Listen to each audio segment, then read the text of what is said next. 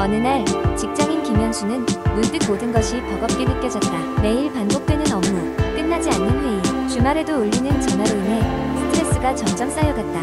이럴 때마다 그는 도심 속 작은 카페에 가서 커피 한 잔을 마시며 휴식을 취하곤 했지만 이제 그것만으로는 부족하다고 느꼈다. 어느 화창한 토요일 아침, 그는 친구 민재로부터 자연요법으로 스트레스를 해소하는 방법에 대해 듣게 되었다. 민재는 근사한 사진들과 함께 주말마다 산과 호숫가를 찾아다니며 스트레스를 풀고 마음을 정리해왔다고 말했다. 그의 이야기에 영감을 받은 현수는 곧바로 다음 주말에 민재와 함께 떠나기로 결심했다. 드디어 주말이 되었고 가벼운 배낭을 메고 민재와 함께 떠난 첫 번째 목적지는 도심에서 조금 벗어난 한적한 산속이었다. 하늘은 맑았고 공기는 상쾌했다. 오랜만에 맡아보는 자연의 향기에 절로 미소가 지어졌다. 울창한 나무들 아래에서 걸으며 그는 잠시 머릿속에 번잡한 생각들을 내려놓았다. 숨을 크게 들이마시고 마음속 깊은 곳까지 맑은 공기가 채워지는 것을 느꼈다. 그날 산속에서 민재는 그에게 대지의 명상이라는 자연요법을 소개했다. 이 요법은 맨발로 땅을 밟으며 대지와 접촉함으로써 몸의 전자기장 균형을 맞추고 마음의 평화를 찾는 것이라고 했다. 처음에는 어색했지만 점차 그는 대지에서 따뜻한 기운이 자신의 몸으로 전해져 오는 기분이 들었다. 모든 걱정과 스트레스가 조금씩 녹아내리는 것 같았다. 다음날 아침은 호숫가에서 시작되었다. 잔잔히 출렁이는 물결 소리에 마음이 차분해졌다. 이곳에서의 활동을 물소리 명상이었다. 조용히 호수 앞에 앉아 물소리에 집중하는 것만으로도 마음 속 깊은 곳에 있던 불안과 초조가 사라지는 기분이 들었다. 마음의 짐이 가벼워지자 그는 문득 몇 주째 하지 않았던 깊은 숨을 내쉬었다. 집으로 돌아오는 길, 현수는 몸의 피로가 풀리고 마음이 한결 가벼워진 것을 느꼈다. 주말 동안의 경험은 마치 새로운 활력을 불어넣어준 것 같았다. 그는 이러한 자연요법들을 일상생활 속에서 조금씩 실천해보기로 마음먹었다. 매일 아침 10분씩 맨발로 정원을 거닐거나 바쁜 업무 중 짧은 시간이라도 공원의 벤치에 앉아 자연을 느끼는 등의 작은 실천들로 시작할 계획이었다. 그의 결심은 업무에도 긍정적인 영향을 미쳤다. 더 이상 스트레스로 인해 잦은 실수를 하지 않았고 동료들과의 인간관계도 원활해졌다. 무엇보다 자연과 함께하는 시간이 가져다주는 소중한 평화와 마음의 여유는 그의 생활에 큰 변화를 가져다 주었다. 이후로도 현수는 자연과 함께하는 시간을 삶에서 놓치지 않으려 노력하며 종종 친구들과 자연 속으로 떠나 스트레스를 내려놓고 새로운 에너지를 얻었다. 자연은 그에게 있어 가장 좋은 치료사였고 지친 마음을 어루만져주는 따스한 친구였다. 두 번째 이야기, 서울의 분주한 중심에서 지은이라는 젊은 여성이 책임들로 인해 삶이 소용돌이치고 있음을 느꼈습니다. 고압적인 직장에서 일하는 그녀는 끝없는 회의와 긴급한 마감으로 가득 찬 나날을 보냈습니다. 시간이 지남에 따라 지속적인 스트레스는 그녀의 정신건강에 큰 영향을 미치기 시작했습니다. 그녀는 처음에 미세한 신호를 감지했습니다. 잦은 두통, 수면 문제, 그리고 만연한 불안감. 변화가 필요하다는 것은 분명했지만 지은은 어디서 시작해야 할지를 몰랐습니다. 어느 날 아침, 그녀가 현지 카페에서 커피를 마시고 있을 때 지은은 옆 테이블에서 두 여성이 자기 돌봄 기법과 그것들이 스트레스 관리에 어떻게 도움이 되었는지를 이야기하는 것을 엿들었습니다. 흥미로운 이야기에 귀를 기울이며 지은은 그 말들을 하나하나 흡수했습니다. 그들은 명상, 아니요 라고 말하는 힘, 그리고 개인 경계를 설정하는 것의 중요성에 대해 이야기했습니다. 영감을 받은 지은은 이제 자신의 정신건강을 우선시할 때가 되었다고 결심했습니다. 그녀의 여정은 명상으로 시작되었습니다. 매일 저녁, 그녀는 작은 아파트에서 조용히 앉아 숨에 집중하는 데 15분을 할애했습니다. 처음에는 끝내지 못한 프로젝트와 이메일에 대한 생각으로 정신이 분주했지만 점차 이 연습은 그녀에게 평온함을 가져다 주었습니다. 지은은 작은 것에서 시작함으로써 이 평화로운 의식을 바쁜 일상 속에 포함시킬 수 있음을 깨달았죠. 다음 단계는 아니요 라고 말하는 법을 배우는 것이었습니다. 지은은 직장에서 신뢰할 수 있는 인물로 알려져 있었고 종종 자신의 일이 아닌 임무도 맡았습니다. 그녀는 이 습관이 자신의 스트레스에 크게 기여한다는 것을 깨달았습니다. 연습을 통해 그녀는 경계를 세우기 시작했고 자신의 안녕을 위협하는 추가 책임을 자신있게 거절했습니다. 이 새로운 단호함은 그녀에게 직장에서의 존경을 얻었을 뿐만 아니라 그녀의 정신적 부담을 크게 덜어주었습니다. 지은이 채택한 또 다른 중요한 기법은 자신의 집에 일과 기술이 없는 성역을 만드는 것이었습니다. 그녀는 책, 식물, 부드러운 조명 등 기쁨을 주는 것으로 그 공간을 가득 채웠습니다. 이은 신천은 혼란에서 벗어나 감정적으로 재충전할 수 있는 곳이 되었습니다. 지은은 또한 평소 버려두었던 아침 산책의 즐거움을 재발견했습니다. 이러한 조용한 순간들이 소중하게 느껴졌고 그녀는 자연과 함께 시간을 보내며 하루를 새롭게 시작할 수 있었습니다. 그녀는 자신의 몸에 귀를 기울이고 필요할 때는 죄책감 없이 휴식을 취하는 은혜를 배우게 되었습니다.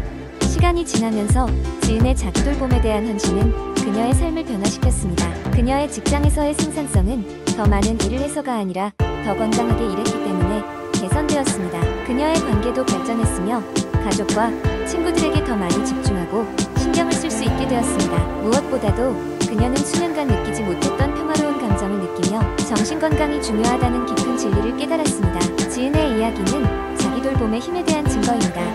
그녀는 정신건강을 우선시하기 위해 작고 의도적인 노력을 기울임으로써 일상적인 스트레스를 관리할 뿐만 아니라 개인적이고 직업적인 삶에서도 번창했습니다. 그녀의 여정은 주변 사람들에게 영감을 주며 헌신과 자기 사랑이 있다면 균형 잡힌 보람 있는 삶이 손이 닿는 곳에 있다는 것을 증명하고 있습니다. 세 번째 이야기, 깊은 숲속에는 수백 년간 내려온 비밀스러운 지식이 숨겨져 있습니다.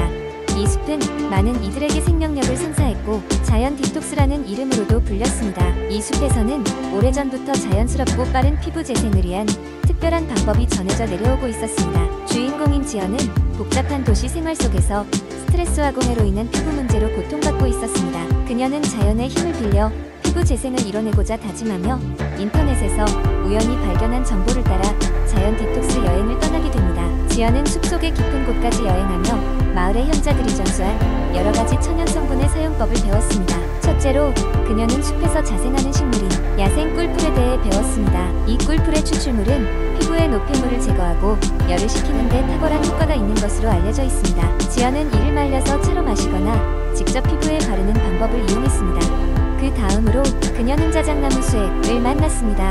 이 수액은 천연 보습제 역할을 해주며 피부에 즉각적인 생기를 불어넣어주는 역할을 했습니다. 매일 아침 일찍 수액을 모아 피부에 발랐고 피부가 점차 부드러워지고 탄력을 얻어가는 것을 느낄 수 있었습니다. 숲의 정상에는 하얀 돌로 불리는 연못이 있었는데 이 연못의 진흙은 다시마와 유사한 성분이 포함되어 피부의 독소를 제거하는 데 특별한 효능이 있다고 했습니다. 지연은 매주 한 번씩 이 연못의 진흙 덕분에 피부 마스크를 만들었으며 깊은 정화 과정을 거쳤습니다. 처음엔 약간의 따가움이 있었지만 시간이 지나자 피부가 미세하게 재생되는 것을 직감할 수 있었습니다. 스토리의 중심에는 숲속의 주민들과 교류하면서 얻은 지혜가 있었습니다.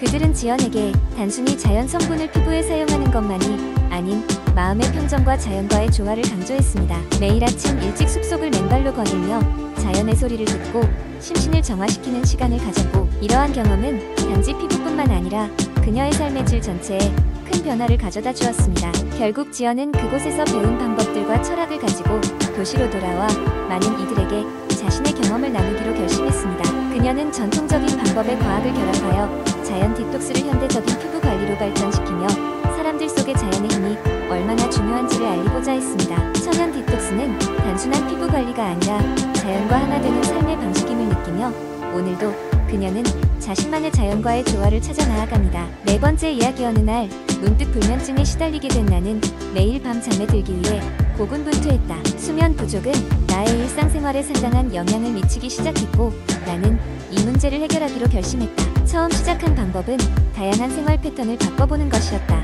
가장 먼저 시도한 것은 나의 취침 시간과 기상 시간을 일정하게 유지하는 것이었다. 주말에도 같은 시간에 잠자리에 들고 같은 시간에 일어나는 습관을 들였다. 처음에는 쉽지 않았지만 시간이 지남에 따라 내 몸이 그 새로운 패턴에 적응하기 시작했다. 또한 나는 저녁 시간에 카페인 섭취를 완전히 중단했다. 커피를 좋아했지만 커피 대신 허브티로 대체하며 긴장을 풀 수 있었다. 특히 카모마일이나 라벤더 허브차는 마음을 진정시키고 숙면을 도와주었다. 이러한 변화들은 내게 긍정적인 결과를 가져왔다. 운동도 중요한 요소였다. 아침에 가벼운 조깅이나 요가를 시작하자 몸의 피로가 적절히 해소되었고 잠자리에 들 때 더 빠르게 잠에 들 수 있었다. 하지만 너무 늦은 시간에 진행되는 운동은 오히려 수면을 방해할 수 있어 항상 저녁 시간대에는 피하도록 했다.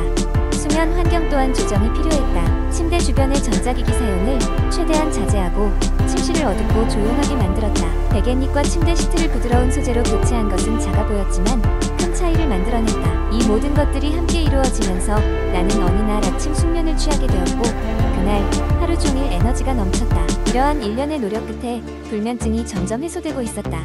밤마다 도전 같았던 잠자리에 이 문제 해결을 위한 노력으로 불면증이 아닌 하루를 마무리하는 소중한 휴식 시간으로 바뀌어갔다.